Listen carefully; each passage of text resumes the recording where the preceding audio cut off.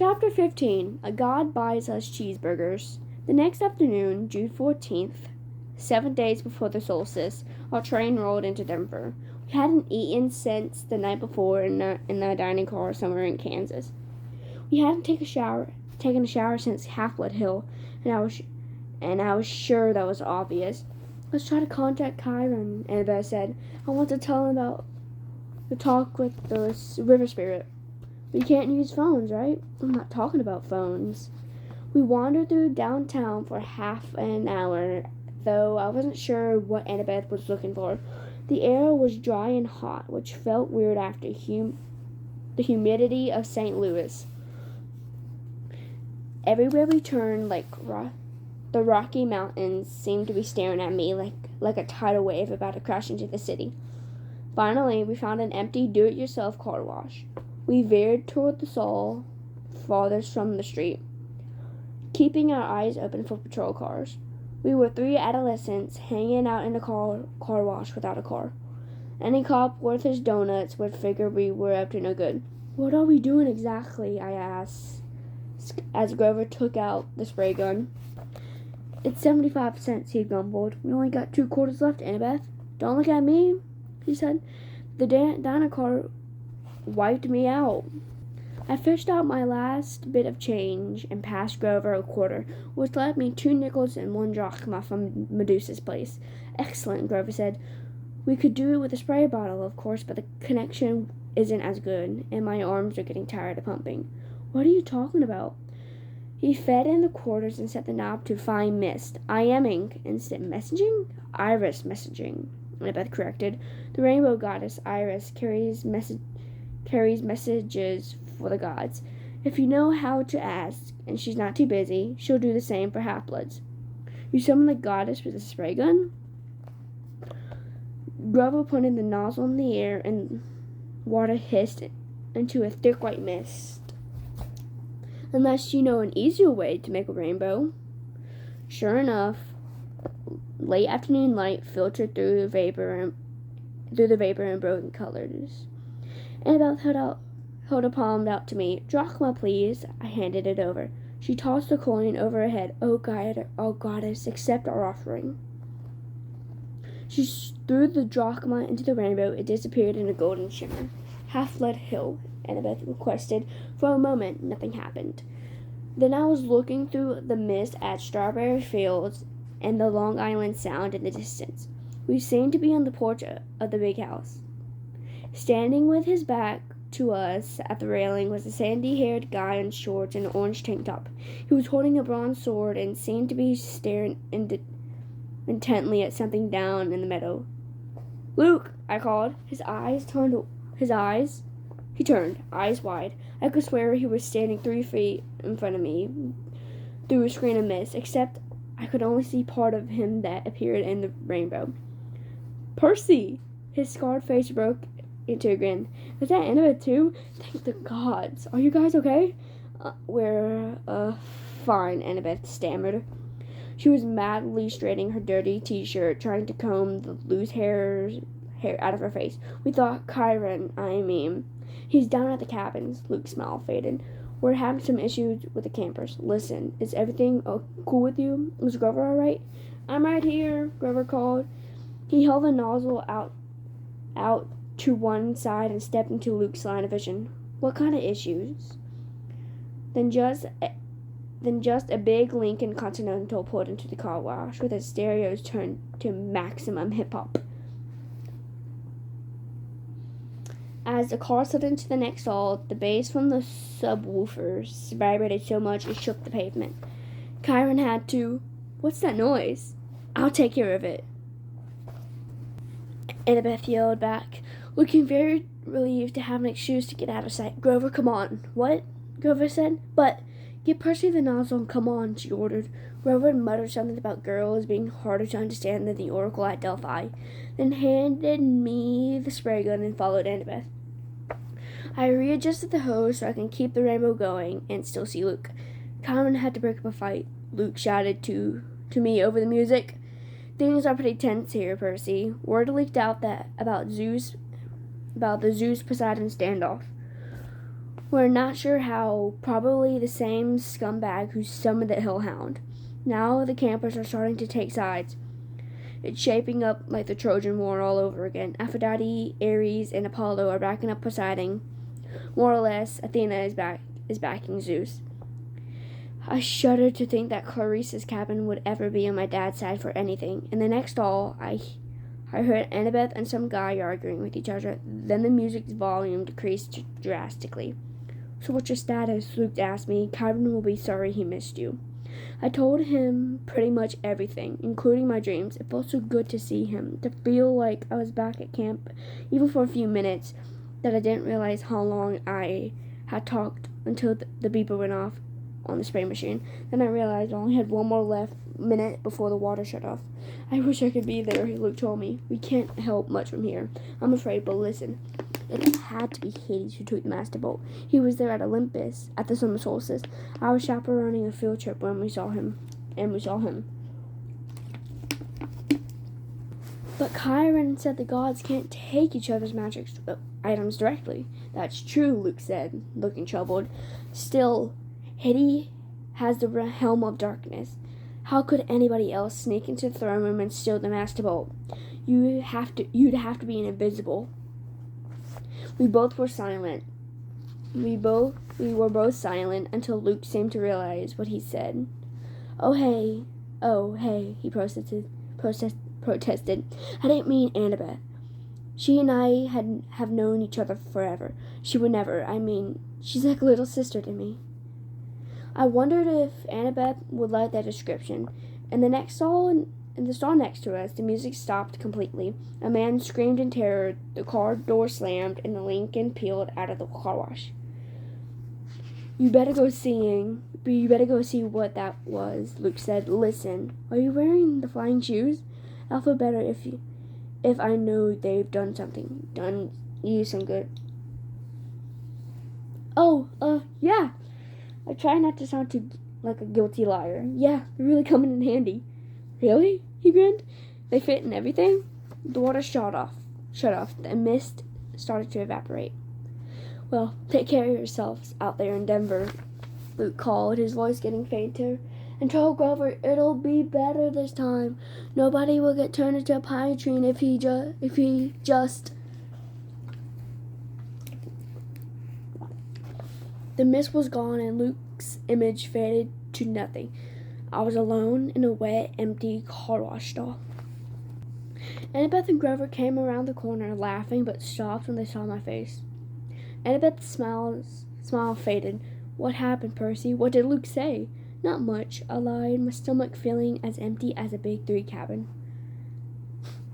"Come on, let's find some dinner." A few minutes later, we were sitting at a booth in a gleaming chrome diner. All around us, families were eating burgers and drinking malts and sodas. Finally, the waitress came over. She raised her eyebrows skeptically. "Well," I said, "we want to order dinner. You kids have money to pay for it?" Grover's lower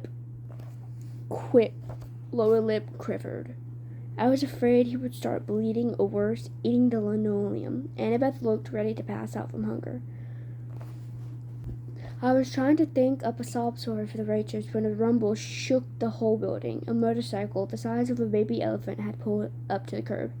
All conversation in the diner stopped. The motorcycle's headlights glared red. Its gas tank had flames painted on it, and a shotgun holster reverted to either side, complete with shotguns. The seat was leather, but leather that looked like, well, Caucasian human skin. The guy on the bike would have made pro wrestlers run for mama. He was dressed in a red muscle shirt and black jeans and a black leather duster, with a hunting knife strapped to his thigh. He wore red wraparound shades, and he had the cruelest, most brutal face I'd ever seen. Handsome, I guess, but wicked, with an oily black crew cut and cheeks that were scarred from many fights. The weird thing was, I felt like I'd seen his face somewhere before. As he walked into the diner, a hot, dry wind blew through the place. All the people rose as if they were hypnotized, but the biker waved his hand dismissively, and they all sat down again. Everybody went back to their conversations. The waitress blinked as if somebody had just pressed the rewind button on her brain. She asked us again, You kids have money to pay for it? The biker said, It's on me. He slid into our booth, which was way too small for him, and crowded Annabeth against the window. He looked at the waitress, who was gaping at him, and said, Are you still here? He pointed at her, and she stiffened. She turned as if she'd been spun around, then marched back toward the kitchen. The biker looked at me. I couldn't see his eyes behind the red shades, but bad feelings started boiling in my stomach. Anger, resentment, bitterness. I wanted to hit a raw. I wanted to pick a fight with somebody. Who did this guy think he was? He gave me a wicked grin. So you're old seaweeds kid, huh? I should have been surprised or scared, but instead I felt like I was looking at my stepdad, Gabe. I wanted to rip this guy's head off. What is it to you? Annabeth's eyes flashed me a warning. Percy, this is... The biker raised his hand. It's okay, he said. I don't mind a little attitude, long as you remember who's the boss. You know who I am, little cousin? Then it struck me why this guy looked familiar. He had the same vicious sneer as some of the kids at Camp Half-Blood. The runs from Cabin 5. You're Clarice's dad, I said. Ares, god of war. Ares grinned and took off his shades. Where his eyes should have been, there was only fire. Empty sockets glowing with miniature nuclear explosions. That's right, punk. I hear you broke Clarice's spear. She was asking for it. Probably. That's cool. I don't fight my kids' fights. You know what, I'm here for you? I heard you were in town. I got a little proposition for you. The waitress came back with heaping trays of food. Cheeseburger, fries, onion rings, and chocolate shakes. Ares handed her a few golden drachmas. She looked nervously at the coins. But these aren't... Ares put out his huge knife and started cleaning his fingernails. Problem, sweetheart. The waitress swallowed, then left with the gold. You can't do that, I told Ares. You can't just threaten people with a knife. Ares laughed. Are you kidding? I love this country. Best place since Sparta. Don't you carry a weapon, punk? You should. Dangerous road out there. Which brings me to my proposition. I need you to do me a favor. What favor could I do for a god? Something a god doesn't have time to do himself. It's nothing much. I left my shield at an abandoned water park here in town. I was going on a little date with my girlfriend. We were interrupted. I left my shield behind. I want you to fetch it for me.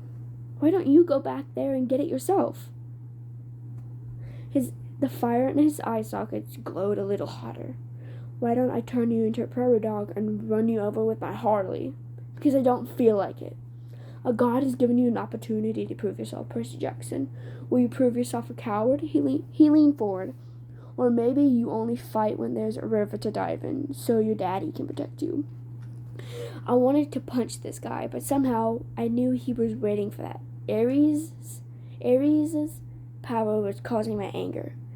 He'd love it if I attacked him. I didn't want to give him the satisfaction. We're not interested, I said. We've already got a quest. Ares' fiery eyes made me see things I didn't want to see. Blood and smoke and corpses on the battlefield. I know all about your quest, punk. When that item was first stolen, Zeus sent his best out looking for it. Apollo, Athena, Artemis, and me, naturally.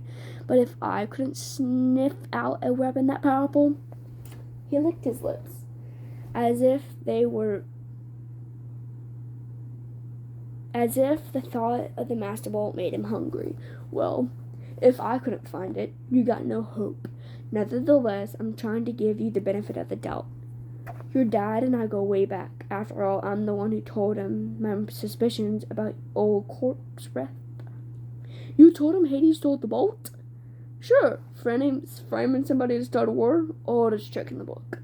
I recognized it immediately. In a way, you got me to thank for your little crust. Thanks, I grumbled. Hey, I'm a generous guy.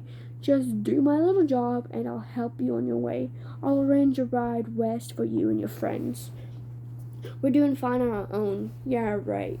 No money, no wheels, no clue what you're up against. Help me out and maybe I'll tell you something you need to know. Something about your mom. My mom? He grinned. That got your attention? The water park is a mile west on Delancey. You can't miss it. Look for the Tunnel of Love ride. What interrupted your date? I asked. Something scared you off? Aries bared his teeth, but I'd seen his threatening look before on Clarice. There was something false about it. Almost like he was nervous. You're lucky you met me, punk, and not one of the other Olympians. They're not as forgiving of rudeness as I am. I'll meet you back here when you're done. Don't disappoint me. After that, I must have fainted or fallen into a trance, because when I opened my eyes again, Aries was gone. I might have thought the conversation had been a dream, but Annabeth and Grover's expressions told me otherwise. Not good, Grover said. Aries sought you out, Percy. This is not good. I stared out the window. The motorcycle had disappeared. Did Aries really know something about my mom, or was he just playing with me? Now that he was gone, all the anger had drained out of me. I realized Aries must love to mess with people's emotions. That was his power, cranking up the passions so badly they clouded your ability to think. It's probably some kind of trick, I said. Forget Aries, let's just go. We can't, Annabeth said. Look, I hate Aries as much as anybody, but you don't ignore the gods unless you want serious bad fortune. He wasn't kidding about turning you into a rodent. I looked down at my cheeseburger, which suddenly didn't seem so appetizing. Why does he need us? Maybe it's a problem that requires brains, Annabeth said. Aries has strength. That's all he has. Even strength has to bow to wisdom sometimes. But this water park, he acted almost scared. What would make a war god run away like that?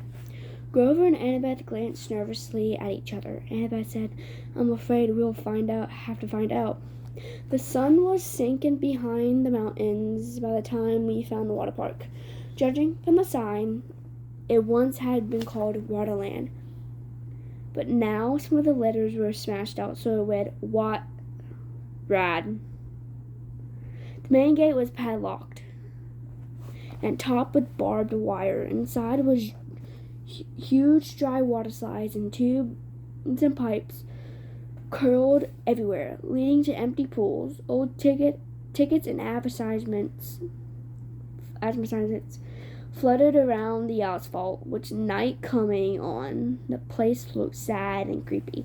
If Aries brings his girlfriend here for a date, I said, staring up at the barbed wire, I'd hate to see what she looks like. Percy, Annabeth warned, be more respectful.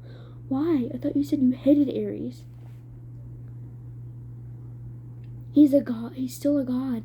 And his girlfriend is pretty temperamental. You don't want to insult her looks, Grover added. Who is she? Echidna? No, Aphrodite, Grover said a little dreamily, goddess of love. I thought she was married to somebody, I said. Hephaestus. What's your point, he said. Oh, I suddenly felt the need to change the subject. So how do we get in? Maya! Grover's shoes sprouted rings. He flew over the fence, did an unintentional somersault in midair, then stumbled to a landing on the opposite side. He dusted off his jeans as if he'd planned the whole thing. You coming? You guys coming? Annabeth and I had to climb the old-fashioned way, holding down the barbed wire for each other as we crawled over the top. The shadows grew long as we walked through the park, checking out the attractions. There was Ankle Biter Island, Head Over Reggie, and Dude, Where's My Swimsuit? No monsters came to get us. Nothing made the slightest noise. We found a souvenir shop that had been left open. Merchandise still line the shelves, snow globes, pencil, poster cards, and racks of clothes. Annabeth said, fresh clothes. Yeah, I said, but you can't just watch me. She snatched an entire row of stuff and disappeared into the changing room. A few minutes later, she came out in Waterland flower print shorts, a big red Waterland t-shirt, and commemorative Waterland surf shoes. A Waterland backpack was slung over her shoulders, obviously stuffed with more goodies. What the heck?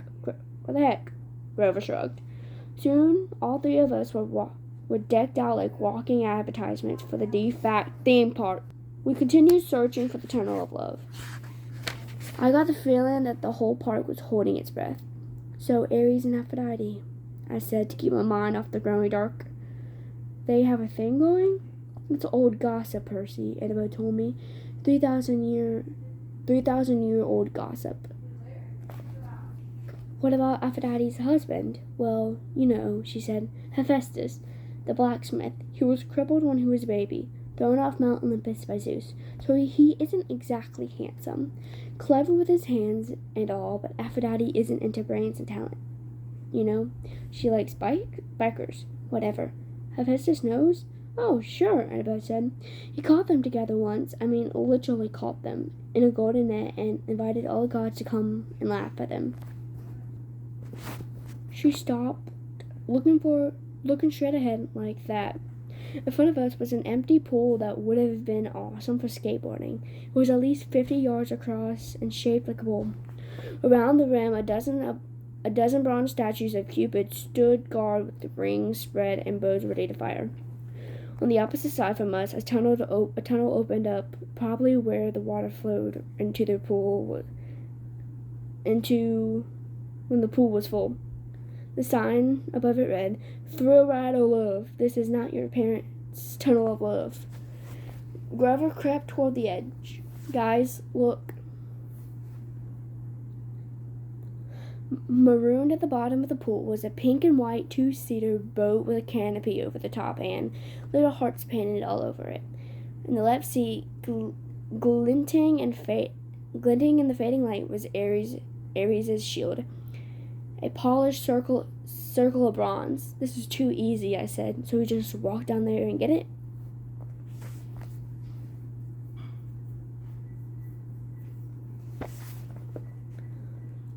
Annabeth ran her fingers along the base of the nearest Cupid statue. There's a Greek letter carved here, she said. Eta. I wonder, Grover, I said, you smell any monsters? He sniffed the wind. Nothing like in the Ark, and you didn't smell echidna, nothing, or really nothing. Grover looked hurt. I told you, that was underground. Okay, I'm sorry. I took a deep breath. I'm going down there. I'll go with you, Grover. Grover didn't sound too enthusiastic, but I got the feeling he was trying to make up for what happened in St. Louis. No, I told him. I want you to stay up top with the flying shoes. You're the Red Baron, a flying ace, remember? I'll be counting on you for backup in case something goes wrong. Grover puffed up his chest a little. Sure, but what could go wrong? I don't know, just a feeling. Annabeth, come with me. Are you kidding? She looked at me as if I'd just dropped on the moon. Her cheeks were bright red. What's the problem now? I demanded. Me go with you to the thrilled ride of love? How embarrassing is that? What if somebody saw me? Who's gonna see you? But my face was burning now too. Fine, leave it to a girl to make everything complicated. Fine, I told her. I'll do it myself. When I started down to the side of the pool, she followed me, muttering about how boys always mess things up. We reached the boat. The shield was propped on one seat, and next to it was a lady's silk scarf. I tried to imagine Ares and Aphrodite here, a couple of gods meeting in a junked-out amusement park ride. Why? Then I noticed something I hadn't seen from up top. Mirrors all the way around the rim of the pool, facing this spot. We could see ourselves no matter which direction we looked. That must be it. While Aries and Aphrodite were smooching with each other, they could look at their favorite people, themselves. I picked up the scarf. It shimmered pink and the perfume was indescribable. Rose or mountain laurel, something good. I smelled a little dreamy and was about to rub the scarf against my cheek when Annabeth ripped it out of my hand and stuffed it into her pocket. Oh, no you don't. Stay away from that love magic. What? Just get the shield, seaweed brain, and let's get out of here. The moment I touched the shield, I knew we were in trouble. My hand broke through something that had been connecting it to the dashboard. A cobweb, I thought. But then I looked at a strand of it on my palm and saw it was some kind of metal filament. So fine it was almost invisible. A tripwire. Wait, Eva said. Too late. There's another Greek letter on the side of the boat. Another Eta. This is a trap. Noise erupted all around us, a million gears grinding as if the whole pool were turning into one giant machine. Grover yelled, "Guys!" Up on the rim, the Cupid statues were drawing their bows into firing position. Before I could suggest taking cover, they shot. Not at us. They fired at each other. Across the rim of the pool, silky cables trailed from the arrows, arching over the pool and anchoring where they landed to form a huge golden asterisk. Then smaller metallic threads started weaving together magically between the main strands, making a net. "We have to get out of here," I said. "Duh," Annabeth said. I grabbed the shield and we ran. But going up the slope at the pool was not as easy going down. "Come on," Grover shouted. He was trying to hold open a section of the net for us, but wherever he touched it, the golden thread started to wrap around his hands. The Cupid's heads popped out open. Out came video cameras. Spotlights rose up all around the pool, blinding us with illuminations. A loudspeaker voice boomed, "Live to Olympus in 1 minute, 59 seconds, 58. Hephaestus!" Annabeth screamed. "I'm so stupid." Eta is H. He made this trap to catch his wife in Aries. Now we're going to be broadcast to live to Olympus and look like absolute fools.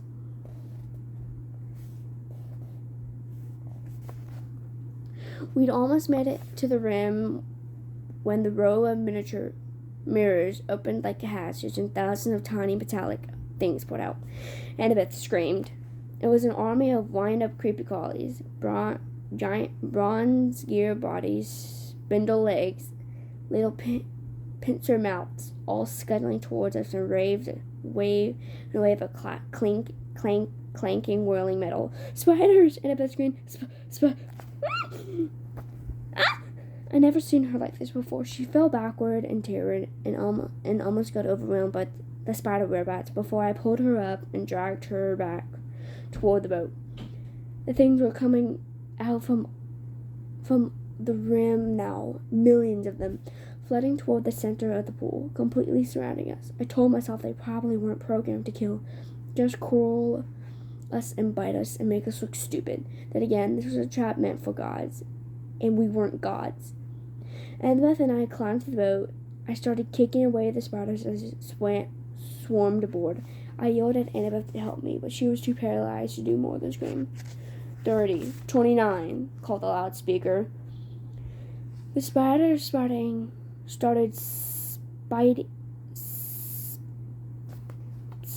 spitting out strands of metal thread, trying to tie us down. The strands were easy enough to break at first, but there were so many of them, and the spiders just kept coming. I kicked one away from Annabeth's lip. Its pincers took a chunk out of my new surf shoe.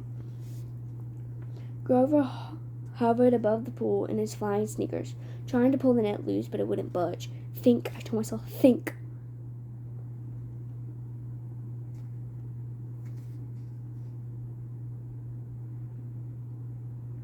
Tunnel of Love entrance was under the net. We could use it as an exit, except it was blocked by million spider robots. 15, 14, the loudspeaker called.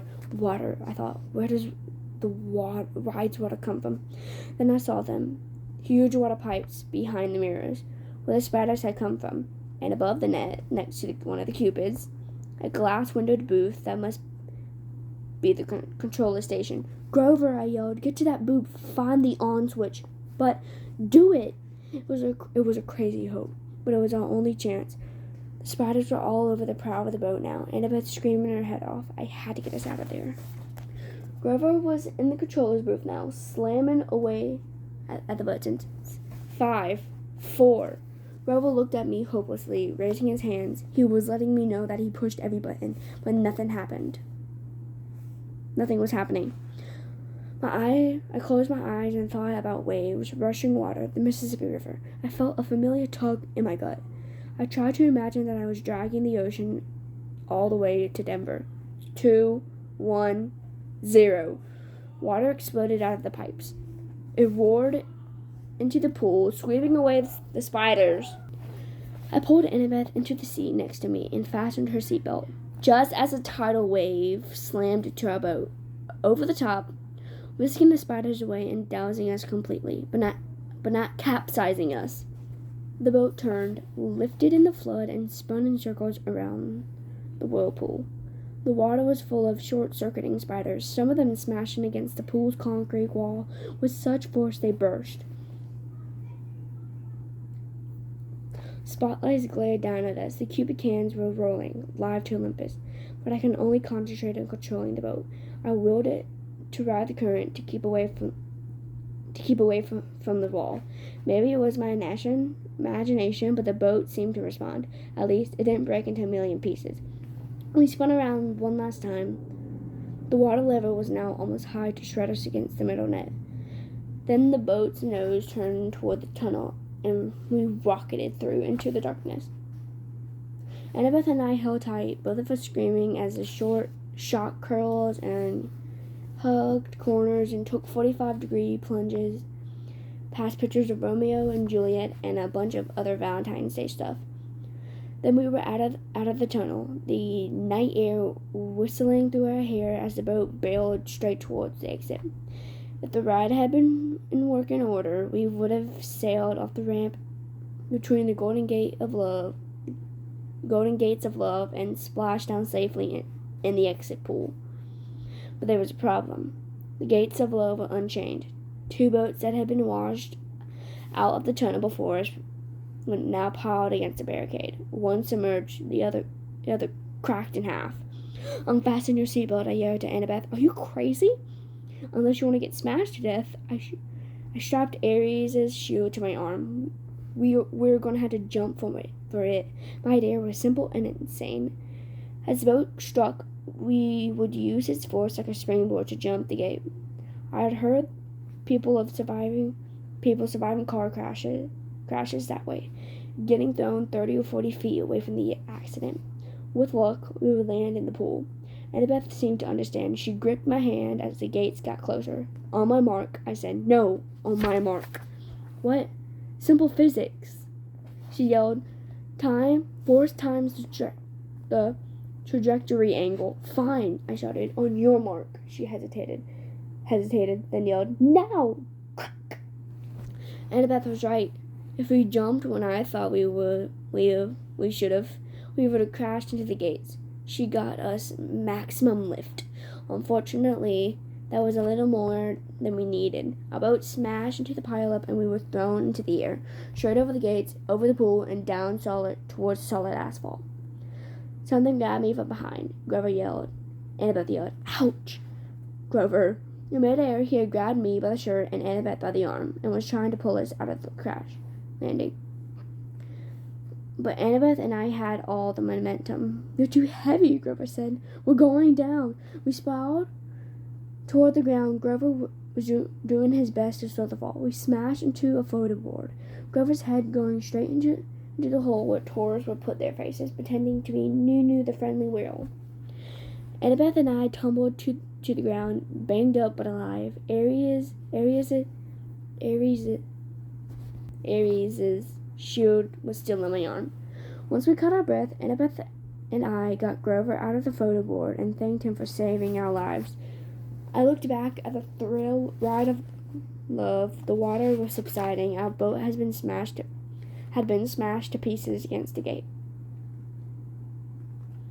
100 yards away at the entrance pool, the Cupids were still filming. The statues have swiveled so that the cameras were trained straight on us, the spotlights in our faces.